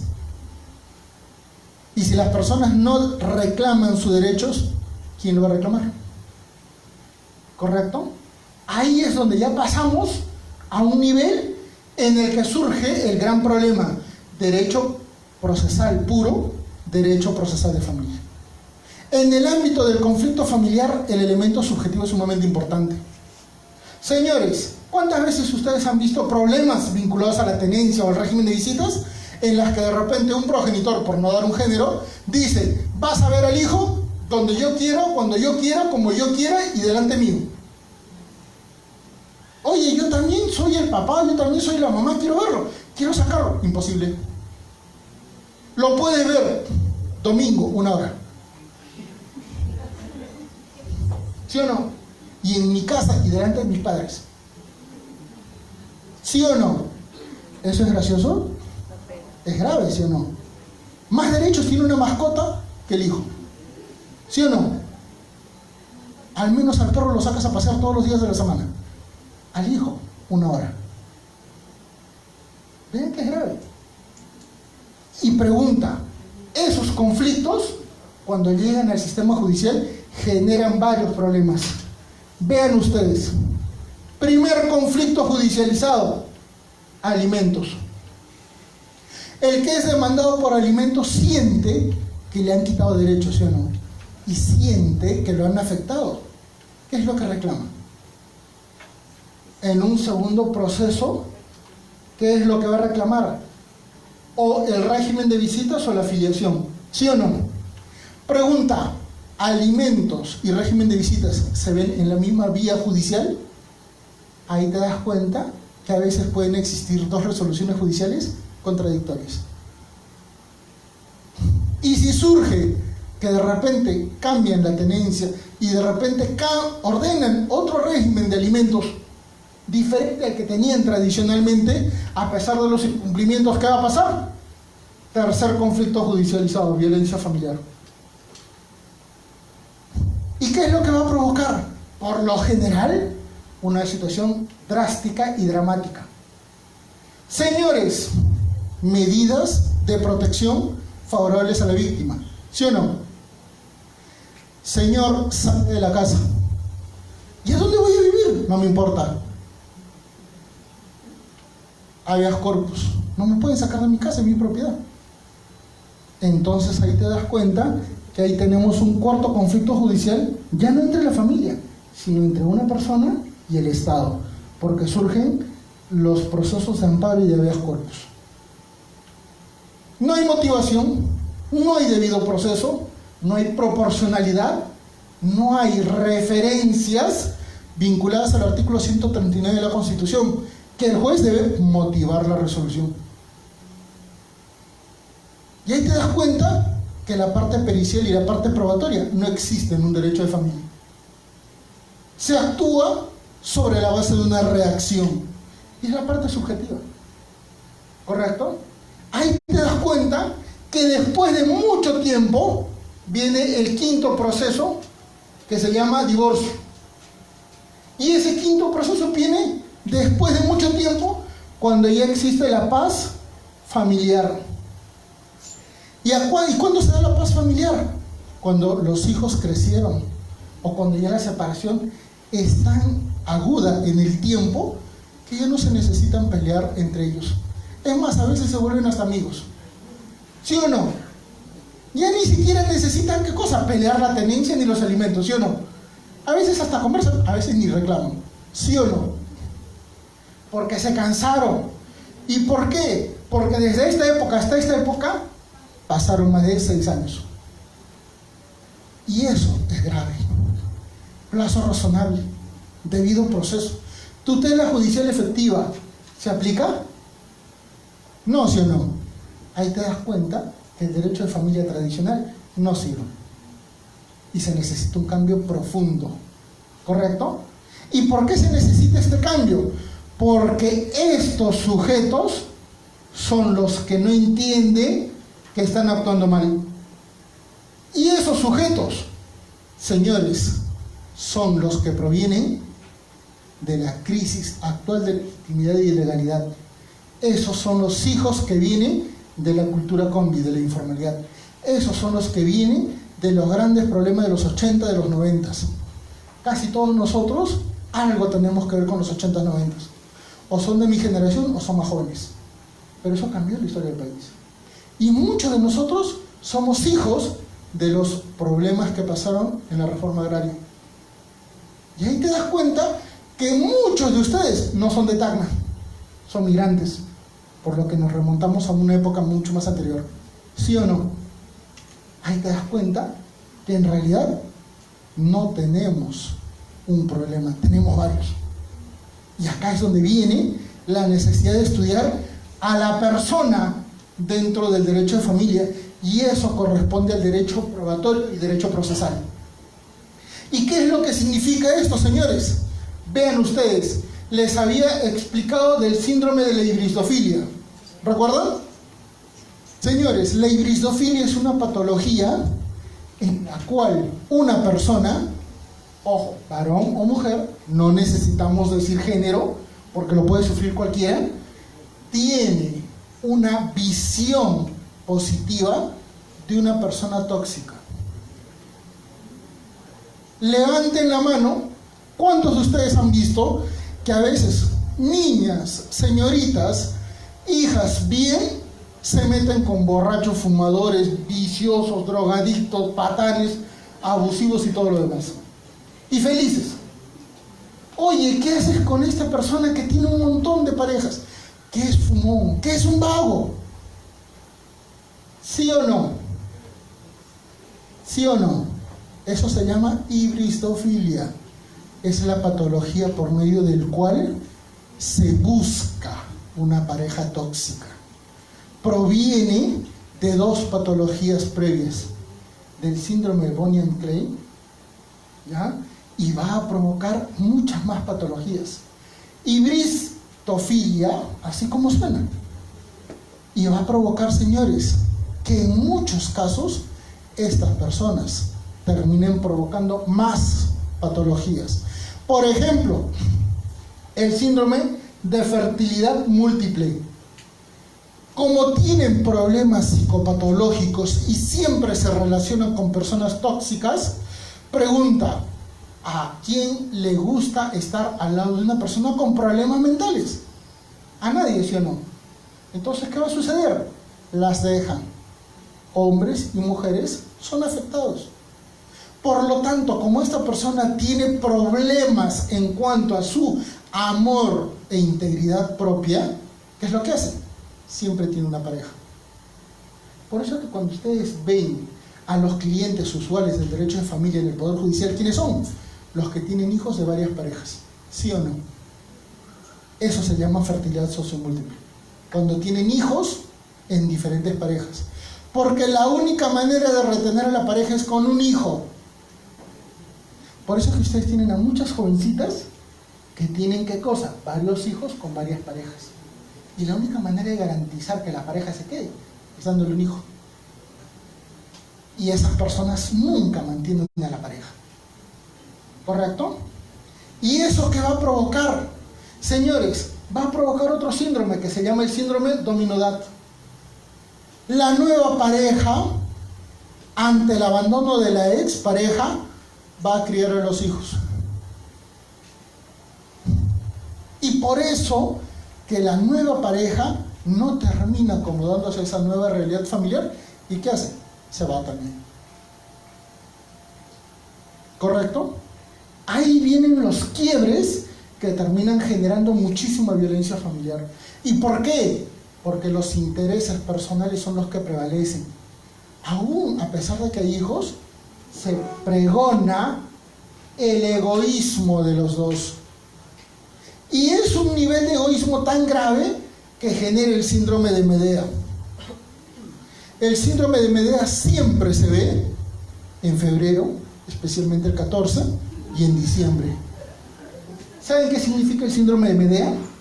Es aquella patología por medio del cual se matan a los hijos menores de 6 años con envenenamiento. Si no me creen, vean noticias. Madre asesinó a su hijo envenenándolo porque el marido la dejó. ¿No me creen? Recuerden las noticias. Hace poco una señora en Colombia se tiró de un puente. Eso se llama Medea. ¿Qué dice? Pobrecita la señora, estaba afectada porque fue engañada, porque su marido la dejó y porque fue estafada. Momentito, leen la carta. En la carta dice que fue estafada. ¿Por qué? Porque se metió en negocios ilícitos. Y si tú te metes a un negocio ilícito, ¿terminas siendo estafado? No, ¿sí o no? No. Pero un momento, en esa carta detalla que van a matar al hijo. Y nadie se da cuenta de eso. Y lo mató.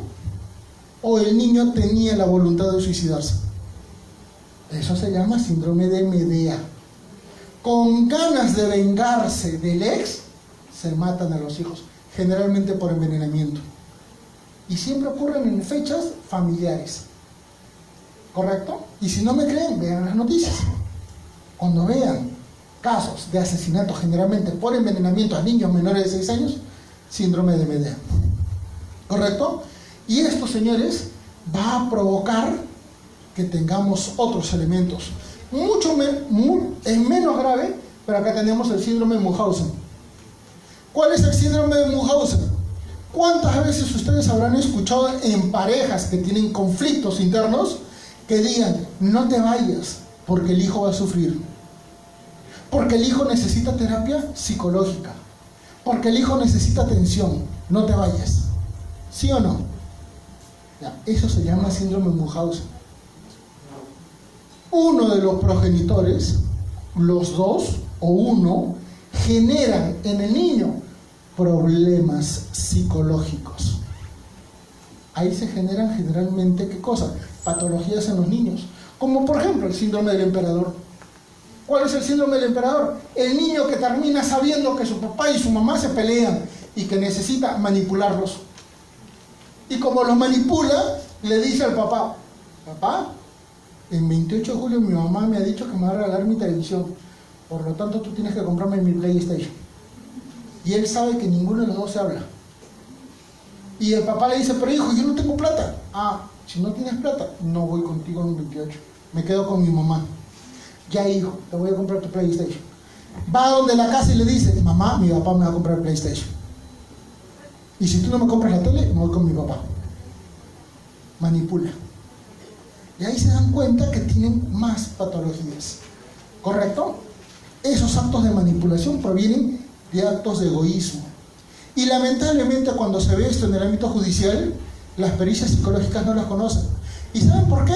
Porque ni siquiera pueden atender los casos de alienación parental.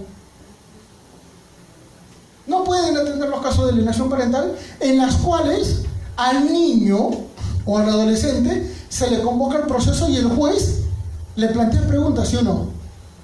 Pero claro, como el niño es pequeño, a veces sufre ¿qué cosa? La concientización de uno de sus progenitores para que hable mal del otro padre. ¿O no?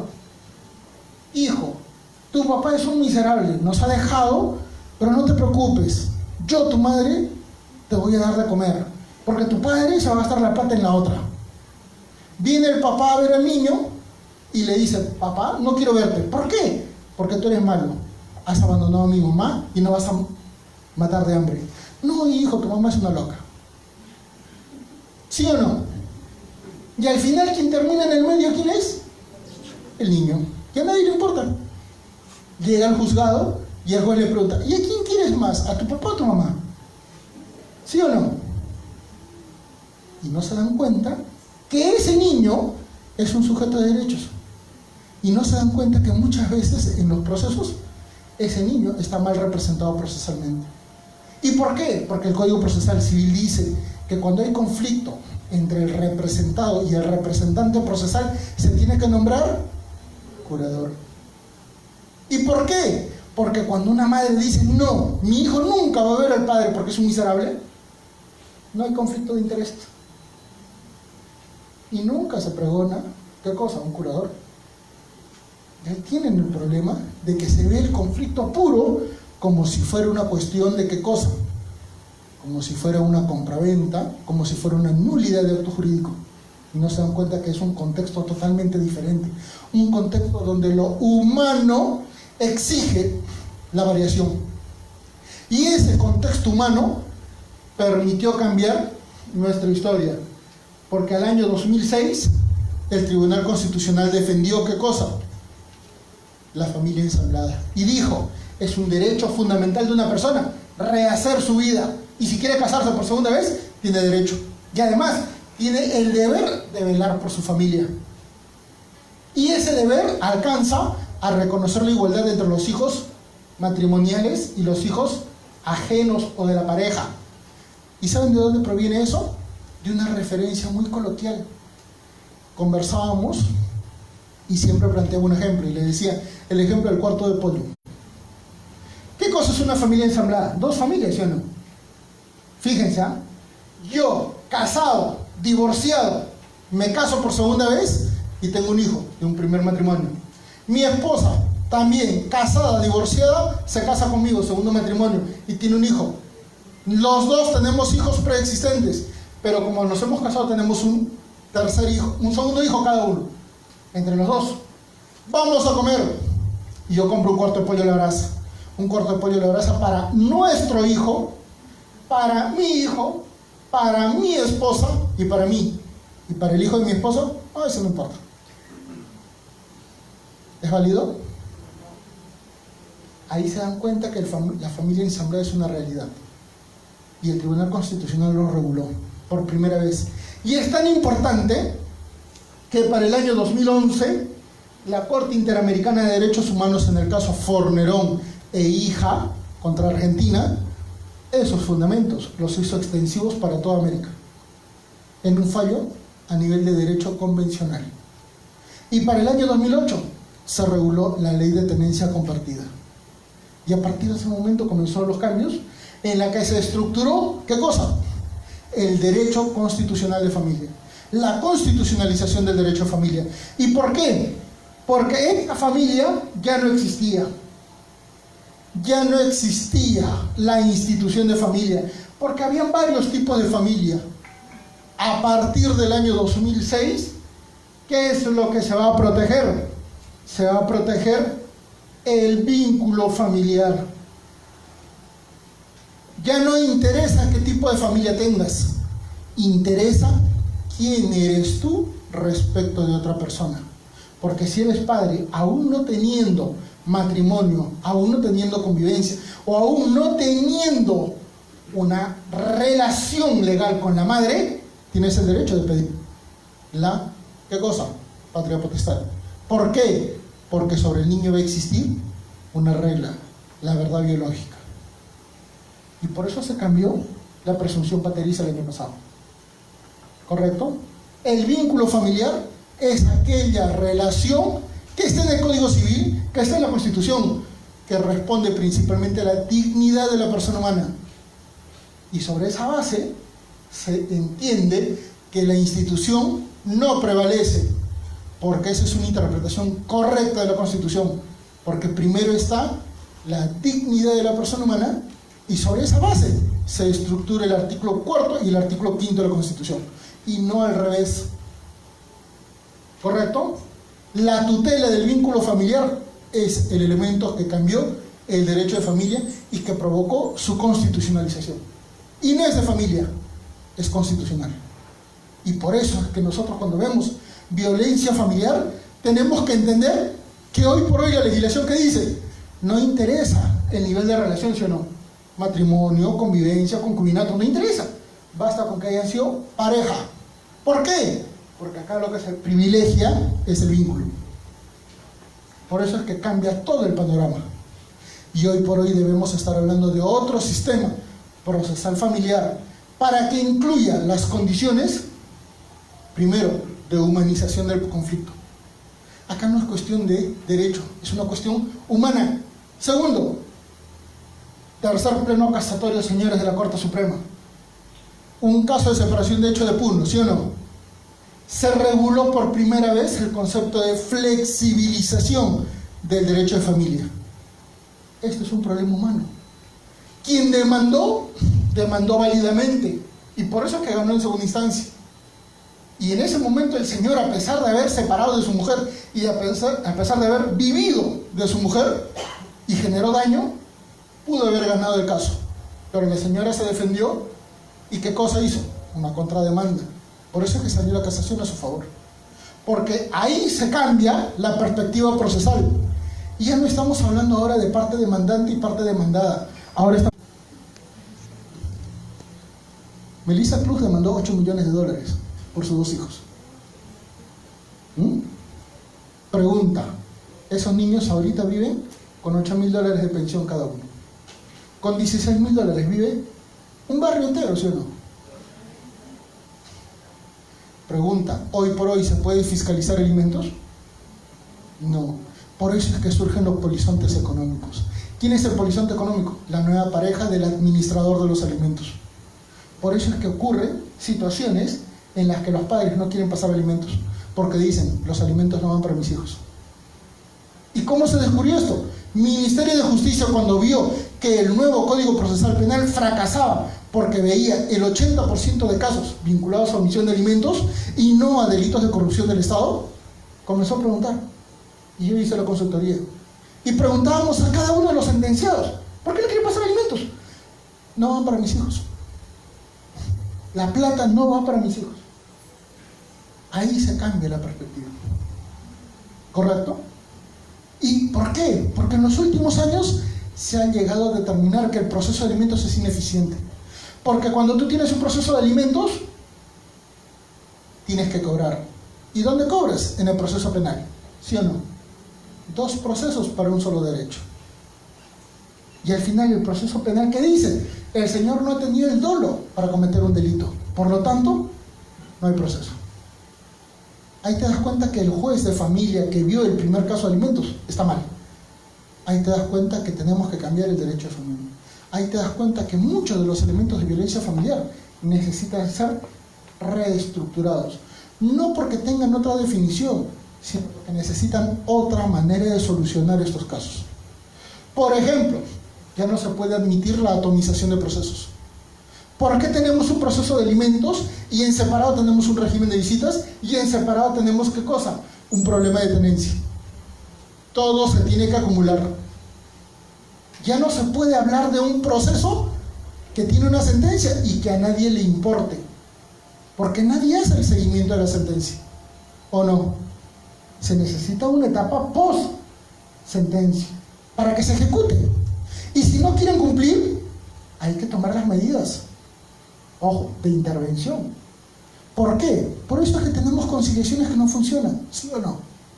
Por eso es que ha fracasado la conciliación, porque se acuerda cualquier choncera. Y esa conciliación que es útil hace que se eleven los costos. ¿Por qué? Porque a nadie le ha interesado saber cuánto cuesta el servicio de justicia. Porque para un proceso judicial de alimentos interviene juez, interviene un equipo de especialistas en el Poder Judicial, equipo en una institución. Y cuando hay violencia familiar, intervienen muchas más personas. ¿Y a quién le cuesta eso? A ustedes. Porque ustedes pagan los impuestos que el Estado utiliza para tener un mal sistema de justicia. Y no porque el juez esté mal, porque no se puede hacer grandes cambios si el Estado no toma conciencia que esto es un problema grave. Y ahí tenemos el severo inconveniente de que como los problemas no se solucionan, viene la gravedad del caso y por ahí surgen los problemas de feminicidio. Y si no me creen, vean, vamos 2019, ¿cuántas muertes van? 11, ¿sí o no? Pregunta, de esas 11 muertes, las 11 muertes relacionadas con hibristofilia. ¿Por qué? Porque toditas esas muertes, según declaración de cada uno de los familiares de esas víctimas, que decían, la violencia venía reiterada en el tiempo. Y la pregunta es, si era víctima de tanto tiempo, ¿por qué no intervinieron? ¿Por qué no hicieron algo antes? ¿Recuerdan en Cajamarca cuando un agresor mató a la cuñada porque se metía en la relación tóxica? ¿Quién era este agresor? Un delincuente, un ranqueado delincuente. Y a pesar de ser delincuente, era el amor de su vida, de una mujer que terminó viendo cómo su hermana se quemaba viva. ¿Sí o no? La pregunta es, entonces, ¿quién es responsable acá? Son las personas las que por su egoísmo están provocando estos cambios. Y si no se estudia a las personas en forma real, a través de pericias, y que estas pericias tengan un efecto inmediato en el proceso, no va a cambiar nada. No va a cambiar nada. Por eso es que ustedes tienen a muchísimas personas que tienen denunciando muchas violencias familiares, y no pasa nada, y siguen con la persona tóxica al lado. Por lo tanto, no es un tema de ley, no es un tema de Estado, es un tema de personas. Y para eso se necesita amor propio. ¿Y por qué no tenemos amor propio? Porque no existe un sentido de bien común. ¿Y dónde falla el sentido del bien común? En el elemento del Estado. El Estado no interviene correctamente. Y por eso es que tenemos como el huevo y la gallina. No se sabe cuál es el origen. Y tenemos el mismo problema. Y ante este contexto, falla el sistema, falla el proceso, falla el Código Civil, falla el Código Procesal Civil, falla el Código de Niño y Adolescente, falla el Código Penal, fallan todos. Y porque se necesita un cambio total. Señores, muchísimas gracias.